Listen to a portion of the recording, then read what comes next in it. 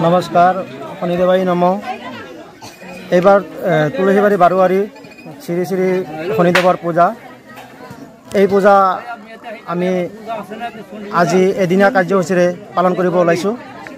গতিকে এই পূজাত আমাৰ বহুত ভক্তবান বৃন্দ আমাৰ উপস্থিত আছে।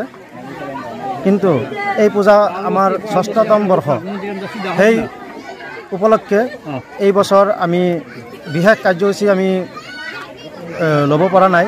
কিন্তু এদিনীয়া কাৰ্যসূচীত বহুত ভক্তবৃন্দৰ সমাগম হৈছে আৰু এইটোৰ মাহাত্ম্য আছে। যিসকলৰ মানে মনৰ বাঞ্ছা পূৰণ কৰাৰ কাৰণে ইচ্ছা কৰে, ইহঁতসকলে আহি পেলাই আমাৰ এই পূজাস্থলীত পূজা অৰ্চনা কৰে আৰু নিজৰ ফালৰ পৰা নিজৰ ইচ্ছা পূৰণ কৰা বুলি অনুভৱ কৰে। অনুষ্ঠানটো আমাৰ আগতে কমি আছিল। এতিয়া আগতে আমি প্ৰথম বছৰ যেতিয়া কৰিছিলোঁ তেতিয়া 10-12 থালি ইমান খিচিৰি গৈছিল। এতিয়া আমি খিচিৰি ভোগ যিটো হয়, এতিয়া আমাৰ মোটামুটি 40-50 থালিমান ভোগ বিতৰণ হয় এতিয়া। আৰু মানুহৰ যথেষ্ট উৎসাহ উদ্দীপনা আমি পাইছোঁ। এইটো আমাৰ তুলসীবাৰী পালবস্তি অৱস্থিত মন্দিৰ।